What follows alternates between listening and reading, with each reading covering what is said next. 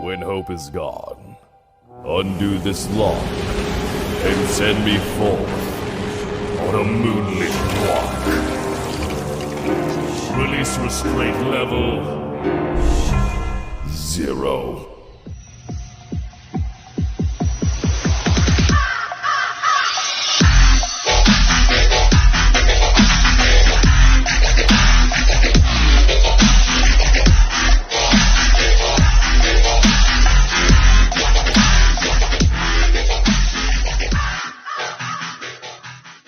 Hey kids, wanna see a dead body? Hi guys, this is the Void of the Ravenclaw. Welcome back to another fan fiction story. Let's continue where we last left off. Izuku is staring down his opponents. While he's in front of the cave, without even looking, he extends his hand outwards towards the entryway. As the cave entryway immediately begins to light the outline of it as a magic circle appeared right in the middle as a barrier was created. That barrier should be good enough to keep any vampires that I miss venturing into that cave, so I don't have to worry about them. She's not ready to face a fight against feral vampires yet. As all the 5 feral vampires rush forward, or basically rush towards Izuku. If it wasn't for his senses, he would have missed the extra vampires, as 5 more come rushing out of the forest behind the original 5, making 10. It's only fair if the Rocket is hunting 10 ghouls that I am required to hunt the same amount when it comes to you feral vampires. No rest for the wicked. Suddenly all the vampires' arms shift into long blades. Well, that's new. As he tilts his head to the side from the display of their new abilities. Izuku was not expecting their speed. He barely managed to dodge and reflect one of the blades from chopping his head into 2. Izuku could feel blood dripping from his cheek as he continued to dodge around the vampires. They clearly have been modified somehow. What Izuku was fighting was not your typical feral vampires. They are the earlier stages of changing feral vampires into some sort of nomu. These 10 escape their lab. Izuku created a barrier around all of the vampires as he watches them swing their bladed limbs into the barrier, trying to break through. Izuku has his index finger and thumb under his chin in a thinking posture. He was quite surprised by the vampire modifications ability and quirk. Quirks do transfer over when you turn a human into a vampire. The quirks usually change during the process. But regardless how their quirk mutates when they're during their transition, it mostly stay the same. But witnessing several feral vampires with the same quirk is very suspicious. The chances of them having the same type of quirk is not even feasible. Izuku decreased the size of his barrier, trying to crush all the vampires all at once. As the magical barrier shatters, I guess I'm gonna have to I guess I should have known it shouldn't be that easy. Izuku blocked a blade that was coming towards him and kicked the vampire in the stomach as he goes flying into the tree. Clearly these ones are a lot more faster, stronger than the normal feral vampires I've came across. I need to be careful, so I'm not caught off guard. Those sharp limbs look painful, and I'd rather not get impaled with them. Izuku increases speed, creating after images of himself, confusing the vampires. Then he began to attack by swinging his blade, cutting off the heads of the vampires. As he continued this process until he slain all of the feral vampires, as they all begin to they all begin to catch fire and turn into vampire dust. Izuku found these vampires a little more powerful than the typical ones, but they're still not too smart. So that's why his attack pattern wasn't interrupted. They were too stupid to figure it out. Izuku turned his back and sheathed his sword while the bodies were still flaming.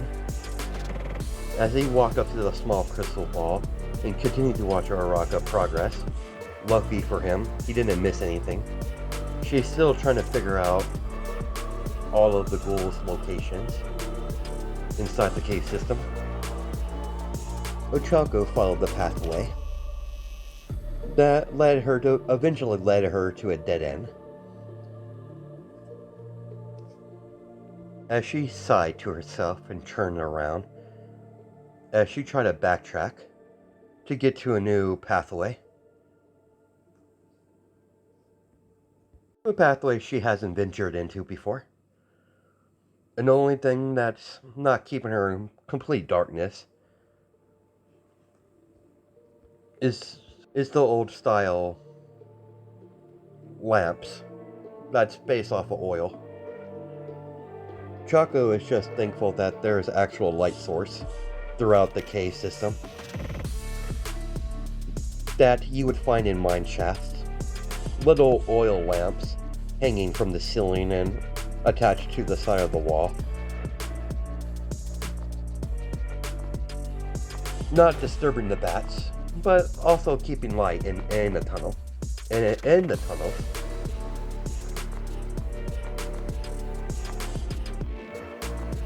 Making the light as visible as much as possible, but not encasing the whole pathway in light. There's still a lot of darkness, but it's venturable. Ochako got to a part of the cave where she's never been before, as there's no light. As she took out one of her glow sticks in her pocket, then snapped it and tossed it into the large chamber, to see some sort of figure run past the glow stick. Ochako barely managed to catch that out of the corner of her eye, as she placed a hand on the handle of her sword, as she proceeded to enter the medium-sized chamber that's connected to another tunnel from the other side of the chamber. Ochako pulled out some sort of goggles and put it on top of her head and pressed the button on the side of it, activating the night vision. It was something she bought when she was a girl, that she had custom ordered from one of the support gear shops that open up in the mall. It's a small black goggles with a thin strap that goes around Ochako's head. Ochako is looking to get a new upgraded pair of goggles. In the future, she would love to find if it's possible to make them eye contacts to see in the dark. There's one thing she knows about the technology. The technology is a lot more advanced at the vampire cities. She's heard her mother and father talk about it on several occasions when they thought she wasn't listening. She had to put that thought on hold as she saw a ghoul that caught her scent heading directly towards her in the pure darkness. If she wasn't wearing her goggles, she probably wouldn't even see it. It probably would have killed her on the spot. The ghoul came running at her with surprising speed that briefly caught her off guard. It was mere inches away from her. By pure instinct, she thrusts out her sword, blocking the claw. But she wasn't fast enough on the second hand of the creature, as it pierced the side of her stomach, as she kicked the ghoul across the chamber by slamming her foot into his face. As the ghoul goes skidding across the ground, Ochako got in a ready stance with her short katana already drawled. It didn't take long for the ghoul to get up and run towards her again. This time she's ready for the increased speed from the creature. She sheathed her sword, then quick drawed it out of the sheath as the Wendigo,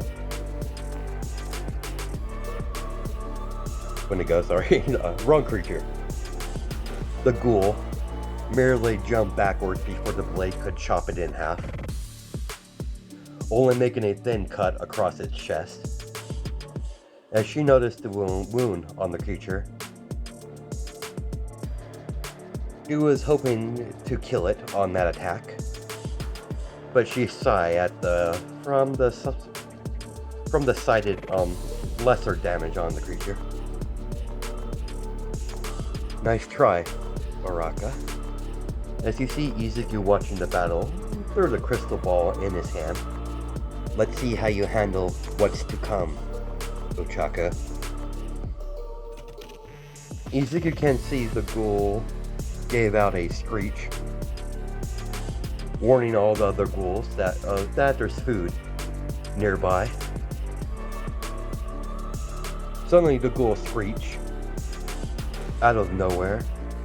When it finally clicked, she immediately rushed forward and chopped the head off the creature.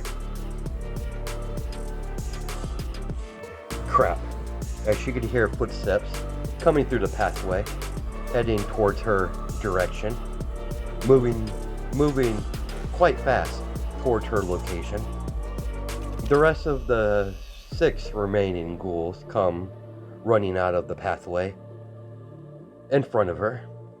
Damn it, I was hoping I would at least kill 3 more before they caught my presence. Here, I'll just borrow a line from Izuku. Like he always says, no rest for the wicked. As Ochako got a hold of her short katana forward in a swordman stance, waiting for incoming assaults from the ghouls in a defensive stance.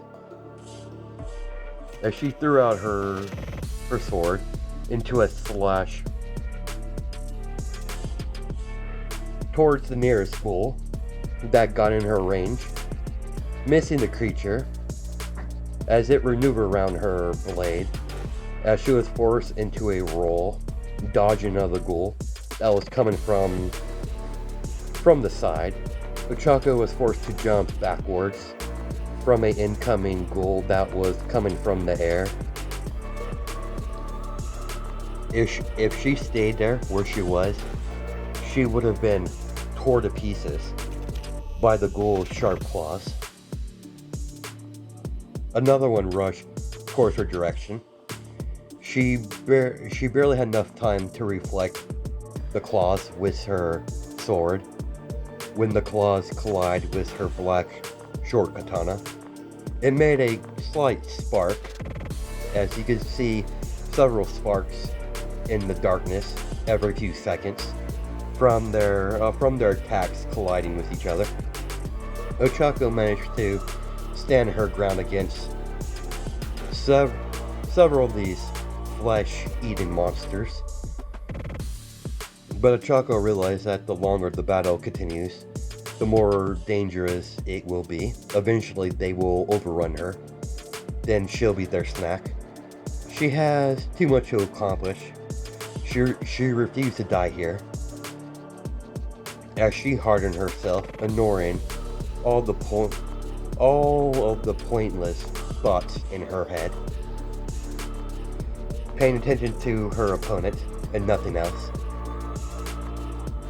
About time. The show is about to begin. As you see Izuku smirking while watching the battle from the crystal orb, Ochako slowly slowly sheathed her sword. Once the metal click being sheathed, she immediately used the Midoriya flash step to the closest monster that's in her sight. She flashed right in front of the one on the right, and did a quick draw, slicing her katana through the creature, chopping its head off. Ochako wasn't able to enjoy her successfully accomplishment. This is the first time she's ever been able to do the flash step technique that Izuku taught her. There's no way she could use it to the extent that Izuku can. She has about 3 more in the tank, then she'll be unable to use the technique, completely draining all of her stamina. Then she would be dead at that point.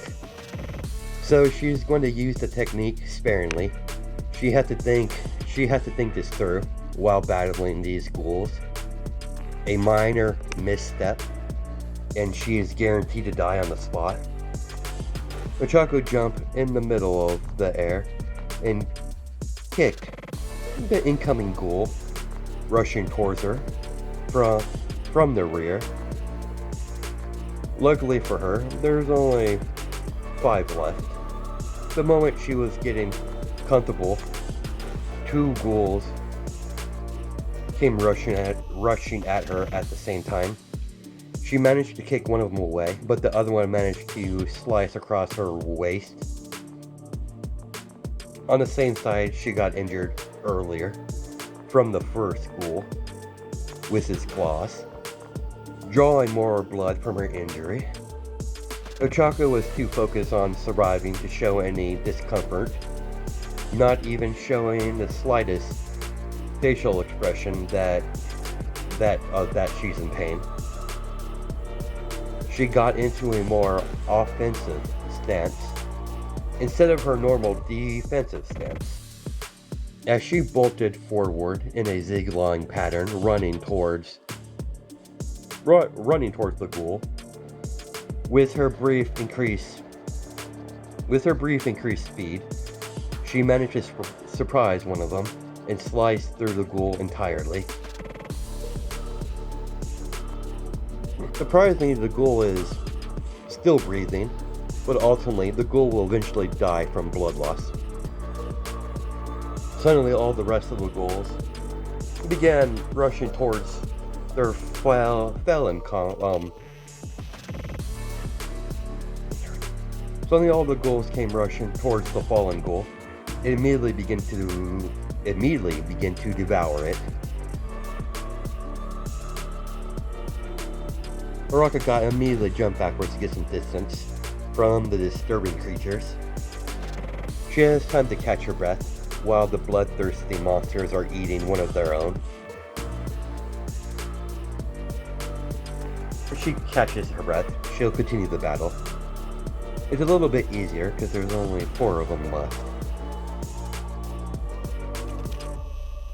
Ochako noticed the slight pain that she feels in her hand as there's blood dripping from the handle of her sword.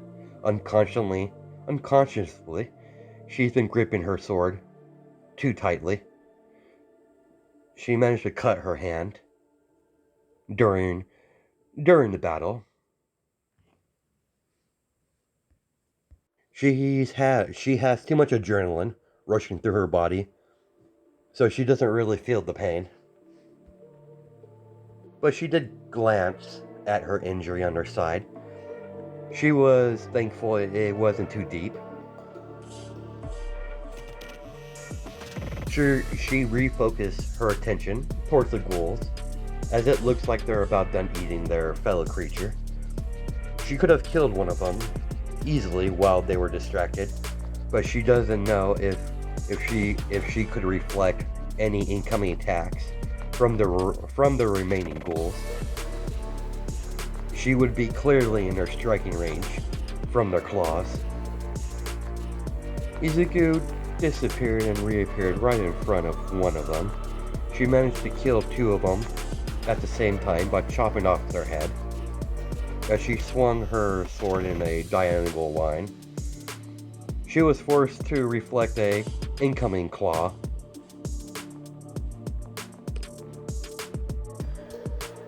As she kicked the ghoul aside and backed up a little bit, as she slid across the ground from jumping a little too far. She smiled to herself, cutting down their numbers to 2-3. She finally is making a leeway. She just gotta push it a little more to finish this up. She's extremely tired. She just wants to sleep at this point. I believe there's 3 of them left.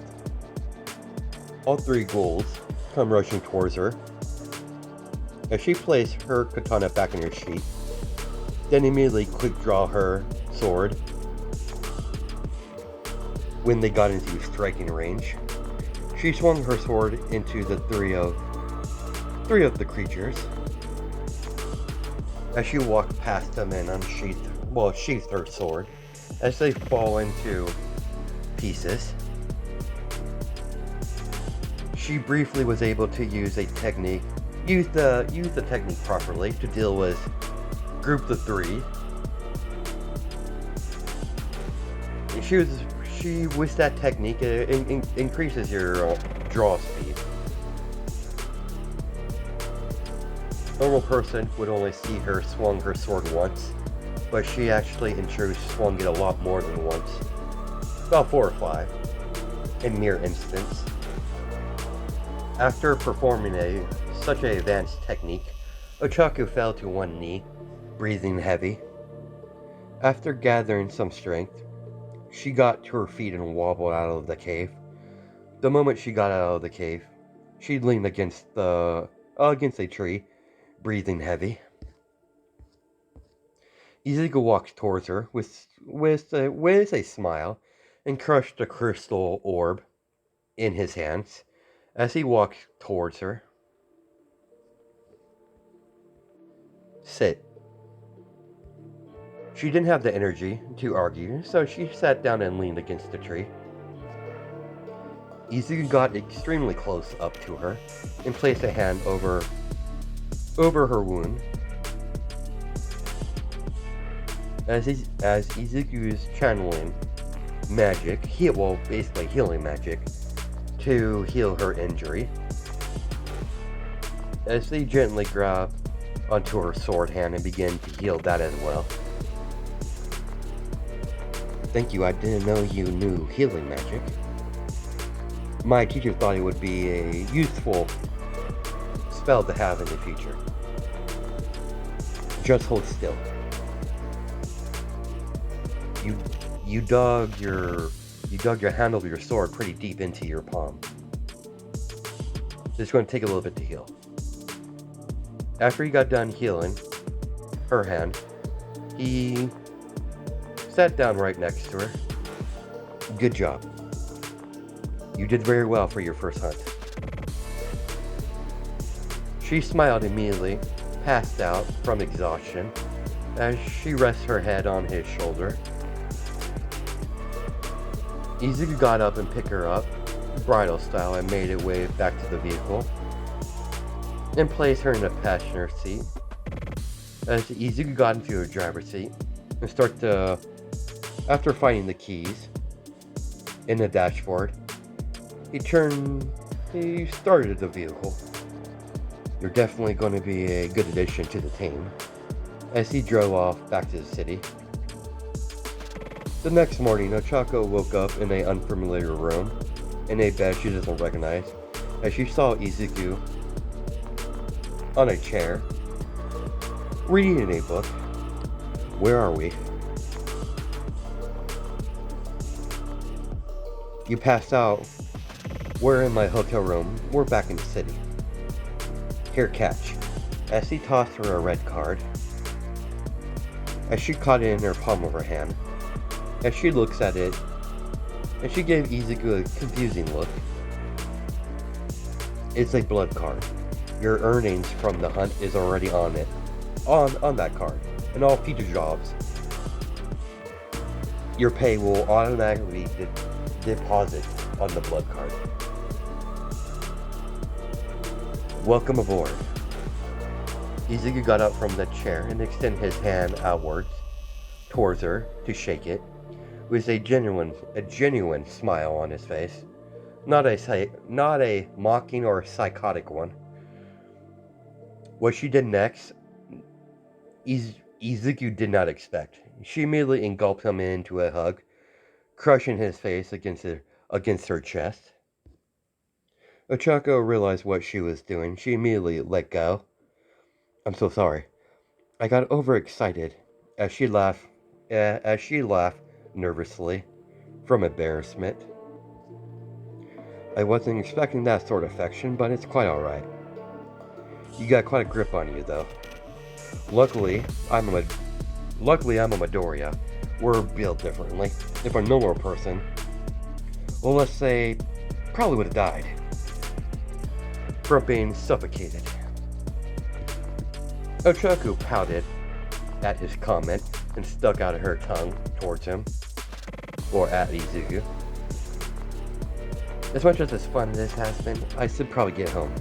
My parents are probably worried sick. How long are you staying in the city? I have to finish up my personal business here in the city. Then I'll be done. I'll be leaving the city 2 weeks, 3 at the most. I'll look forward to working with you, Izuku. I'll call you later. As she walked out of the hotel room and made her way out of the building, then she went directly home to her house. When she left the hotel room, he crawled up in bed and fell asleep. He woke up in the middle of the night by a phone call, as he told the caller ID Principal Nezu. So he answered it immediately, as Principal Nezu asked him to come to his office immediately. Thank you for coming on so short notice. Please, come in. It's no problem, Principal Nezu. I'm at your disposal. I'm quite eager to rid the city of a couple of changelings. As much as I would like to sit here and have a pleasant conversation with you, I need to get business out of the way. I need you to get the attention of the safety committee by targeting a couple of their operations. They still have active. I have a mole in the organization itself. I won't reveal he or she's identity, but I know for a fact my agent hasn't been compromised. You got my full attention. Tell me about these operations you want me to hit. The first target I want you to hit is out of the city boundaries. According to my intel, and what my informant told me, it's some sort of underground laboratory. You don't need to worry, I have already talked to your handler. Me and Shoka have agreed upon an acceptable price for your services. After all, after we dealt with everything, I wish to continue this business relationship. It would come in handy if I had a reliable hunter I could call upon when these sort of problems occur. There's a lot of things heroes can't do because of red tape. Unfortunately, under the law, you're considered a private contractor. Heroes are blocked from giving you assistance in any way, especially during these sort of tasks. Especially the second target I'm going to have you target. It's one of many of their headquarters. I just want you to attack one of them to make sure you get their attention. Once you dealt with the underground laboratory. But the underground laboratory must be attacked first. I want to know what they're doing in there. Many of the higher-ups in the hero organization is fully aware of what type of people that run the safety committee, but they have no proof to charge them with any crimes. This safety committee sounds like an off-the-books organization. Very well, I will head to the laboratory.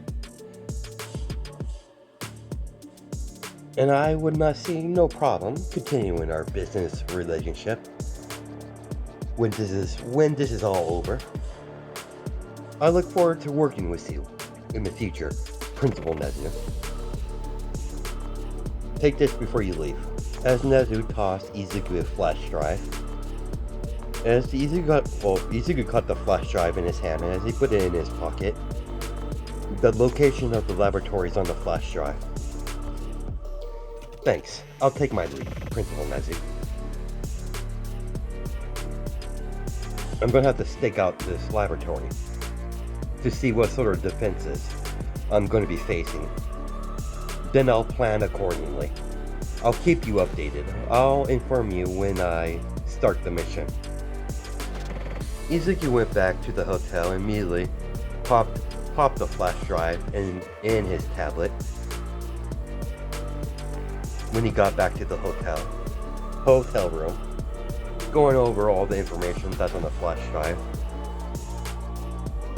What little information Nezu got about this laboratory. The next morning, he went to scout out the area around the laboratory, where it's located at. He climbed up a huge tree in the forest and used his superior sight and hearing as he sees several armed soldiers that have the safety committee symbol on their forearm, patrolling around the area. It seems like they're protecting a huge abandoned house that clearly needs repairs. But Izuku knows better. The house is most likely a front to fool any curious civilians that found themselves in the forest by chance. The house itself is surrounded by a thick forest. The likelihood of someone venturing in this location by accident is very unlikely. They most likely kill anyone on sight. Izuku spent a couple days observing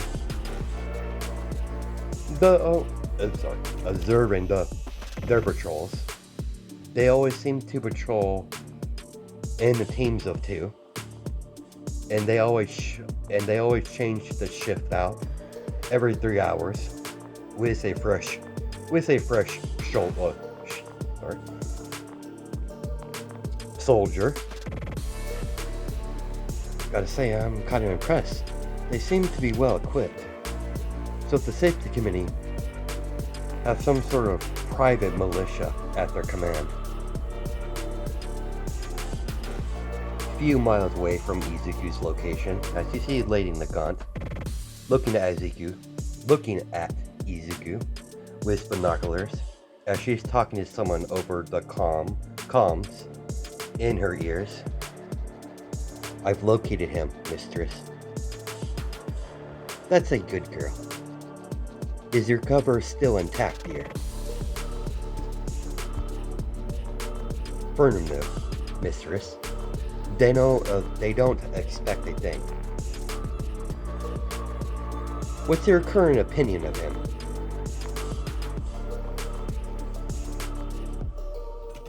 He would have to be quite skilled.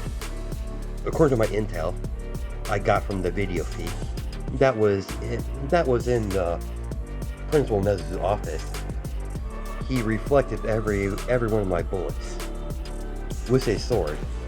He clearly has skills, despite how young he looks. It's actually quite impressive. According to what I've been hearing, he's after that little lab you've been guarding. He'll most likely be infiltrating the laboratory by tonight. He's been observing the patrols, at least for the past couple days. Perfect. I want you to test him, but don't kill him. He has caught my eye, and I wish to have a lot more fun with him. Understood, mistress. That's a good girl. I would hate to have to snap your pretty little neck.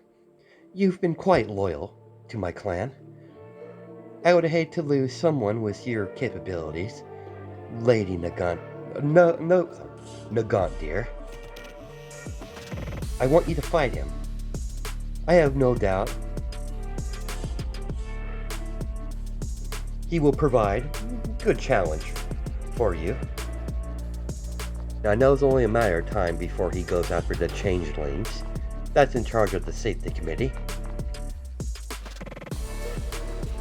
And what you informed me about these changelings, they don't all stay in the same building, so there's several headquarters scattered all around the city.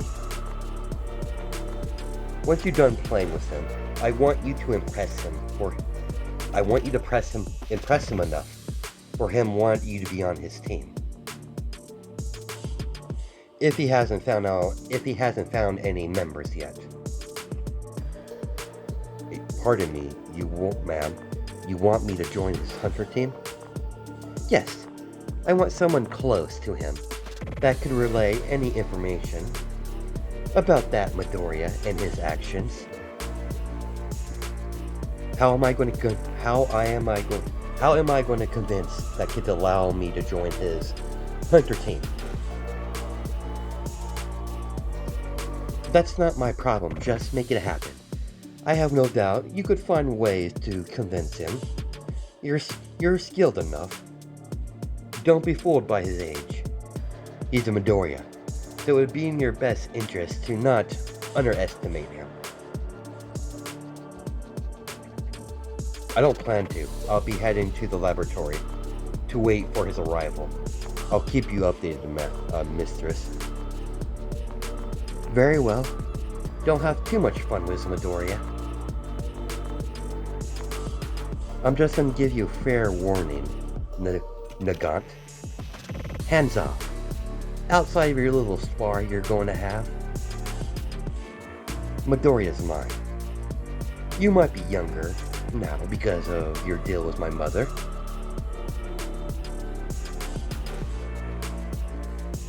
This Midoriya has shown traits of a potential internal mate for myself.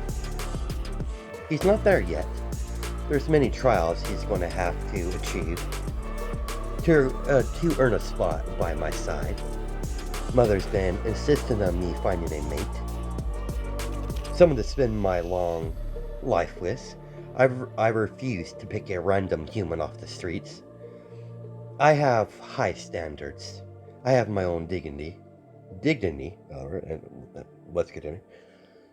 Just keep that in mind, Lady Nagant. You got nothing to worry about, ma'am. I might be back at the age of 19. He's far too young for me. He looks to be around 14 or 15 at the most. Maybe in a couple of years, but I know better. I'm not stupid. I would rather not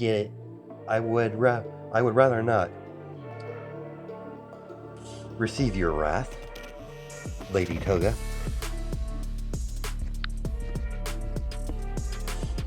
Well, I'm very pleased to hear that. As they cut their connection, as Lady Nagant sigh, I feel sorry for that kid. Hopefully this one survives Lady Toga's attention. Lady Nagant made her way back to the laboratory and through the secondary entrance that Izuku is unaware of. So she could get ready for his arrival.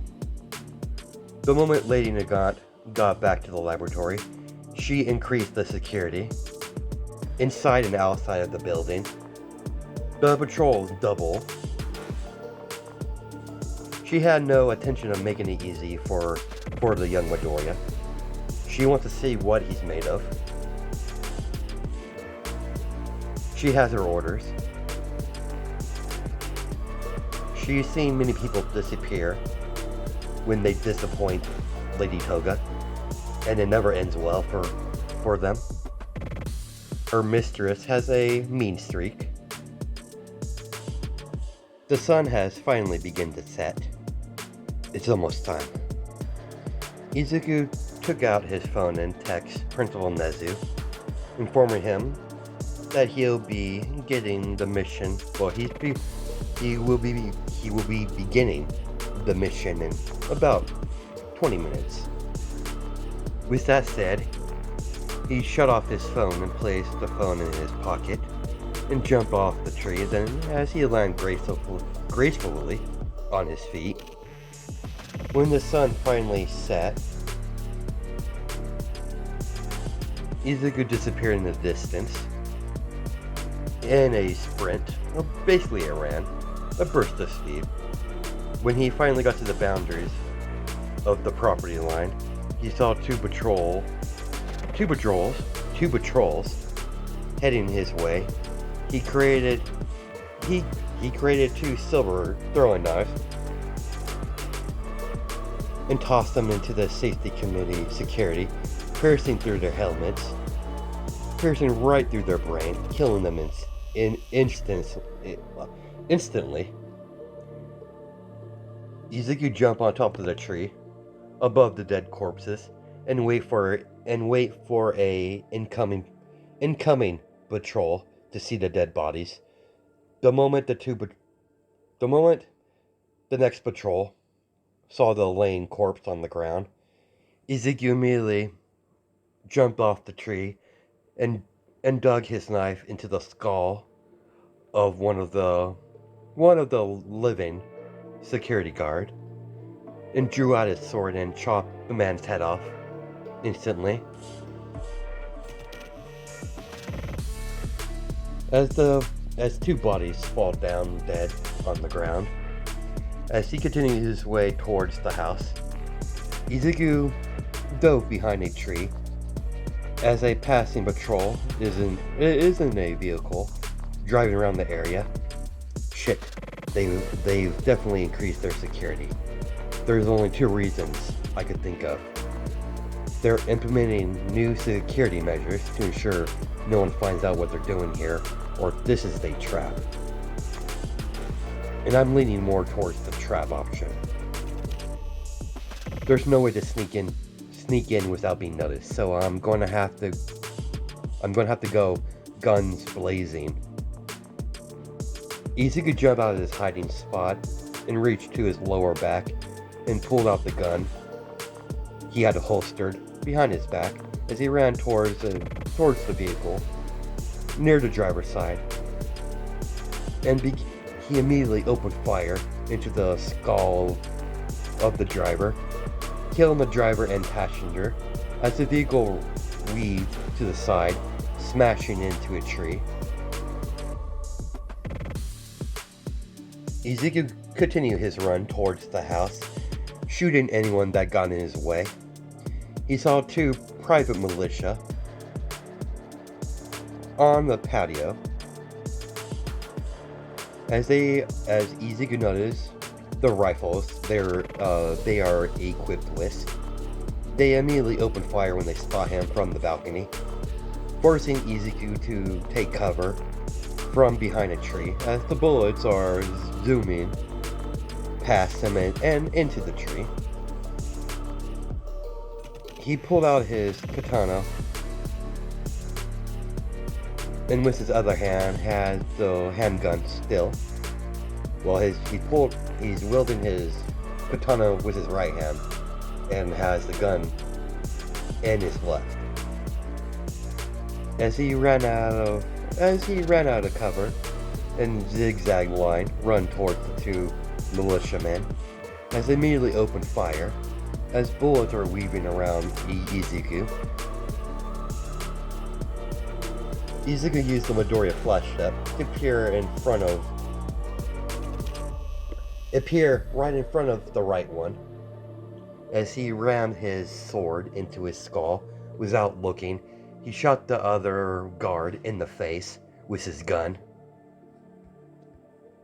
He pulled out his sword from the man's skull and cleaned the blade with the man in uniform, then sheathed his sword as he stared down at the rifle. As he picked it up, as he kicked the door down of the house, then he immediately opened fire, sprayed the whole room in gunfire. As Izuku sees several corpses on the ground, Izuku observed the inside. It clearly doesn't look like a house. It's an empty room with a big elevator door in the middle of what's supposed to be a house, with a eye scanner. So he created a knife and took the helmet off one of the people inside and cut out his eye, then placed it over the scanner as it denied his entry. So he decided to try again, as this continued for 15 minutes until he found the right person that was accepted by security to enter the laboratory. As the elevator door opens up, as there's only one button in the elevator, as it goes down, he immediately jumped up to the elevator shaft when he was moving. Izuku waited patiently until the elevator stopped. The moment the elevator doors open up, immediately the elevator get rained in by bullets. When they finally stopped firing inside the elevator, one of the security from the laboratories entered the elevator. Izuku jumped down and slammed his sword into his neck as he pulled it out and used the body as a shield as they immediately opened fire at Izuku. He immediately threw the body at them and began running on the walls while shooting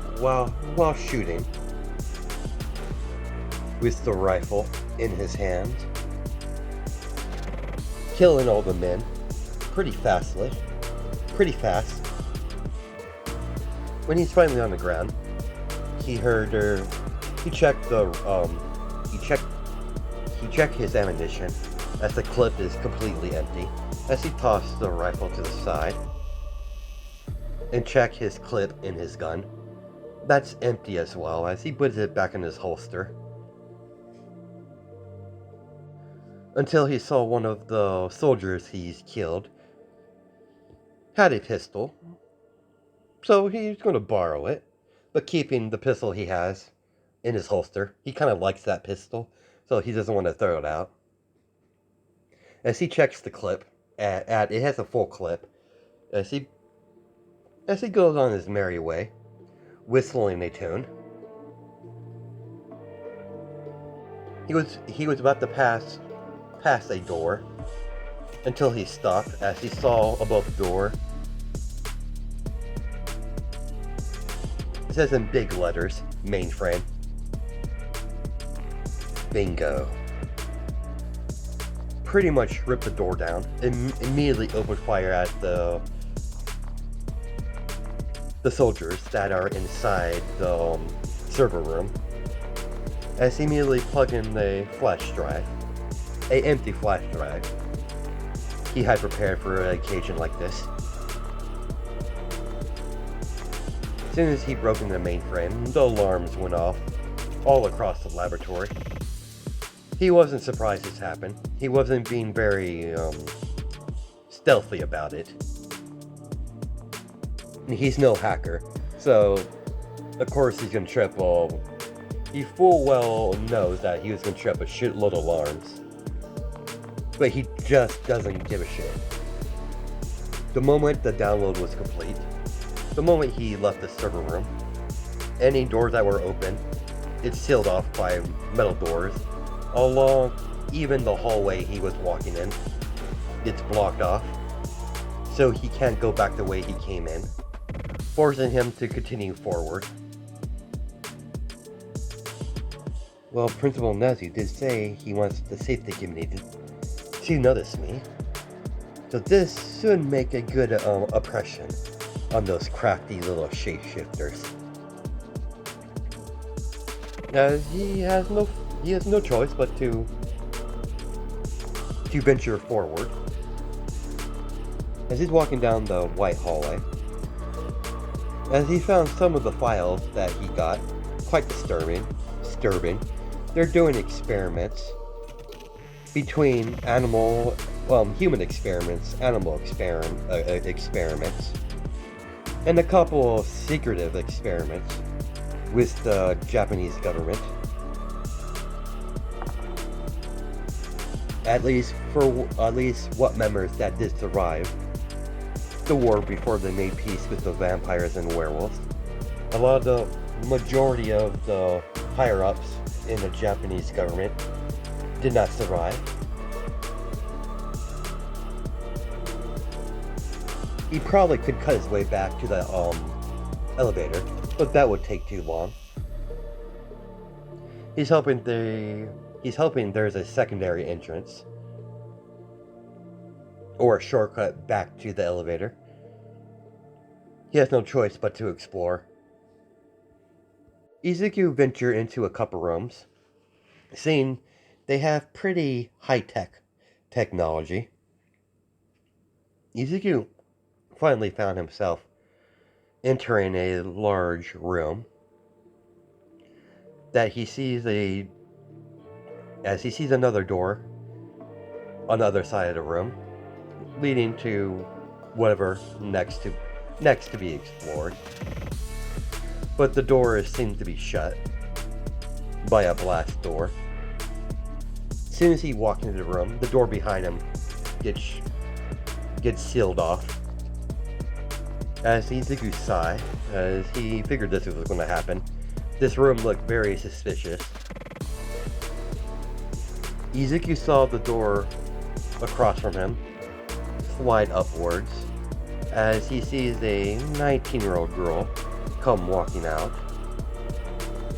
She immediately opened fire at Izuku with a handgun. Izuku was forced to roll the way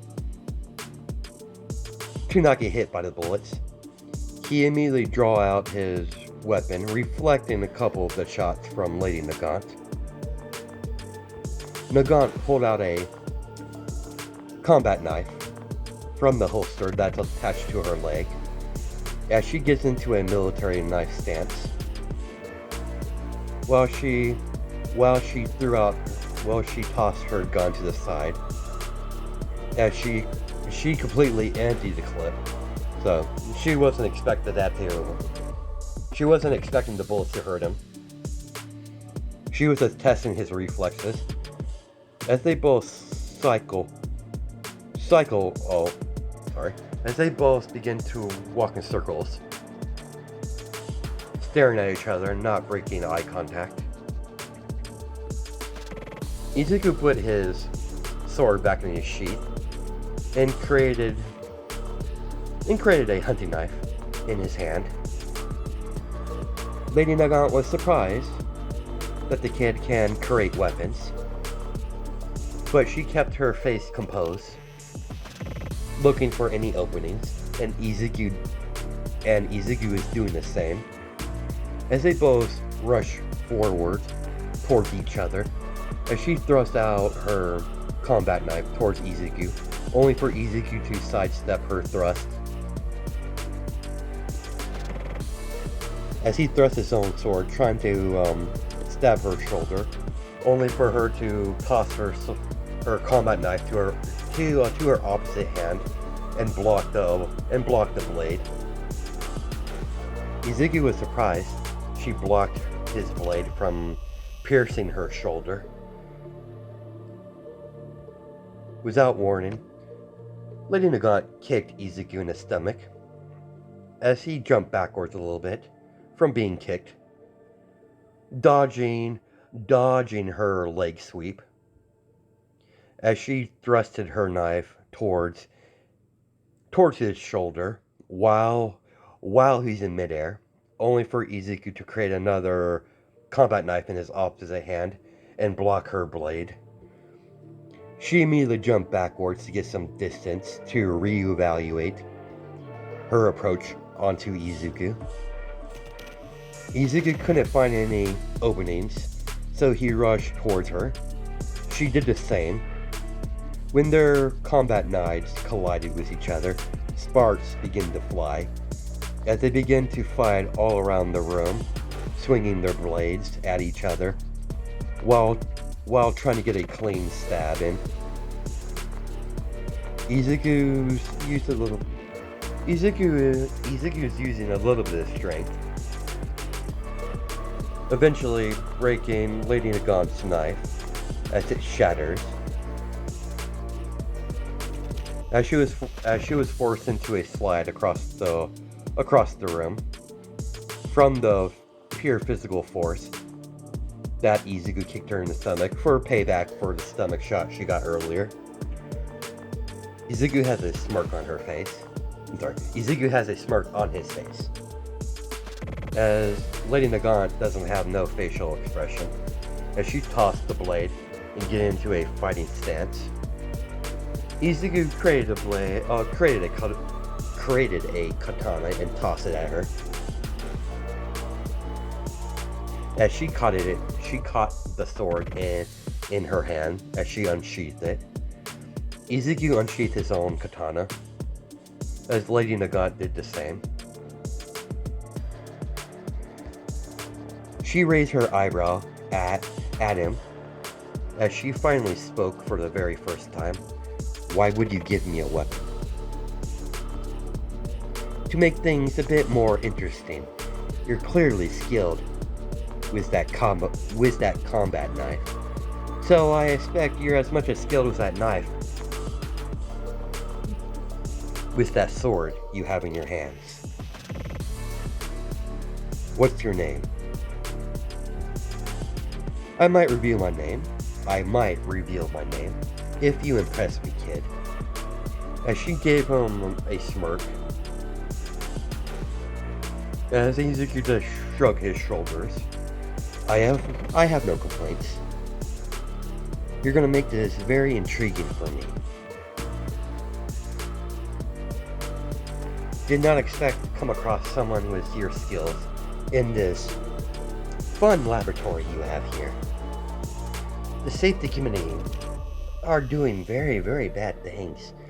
They've been very, very bad boys.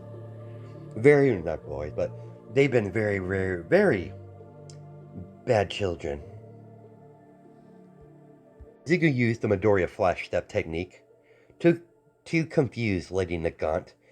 She immediately sensed danger right behind her as she spin around and block a blade with her katana.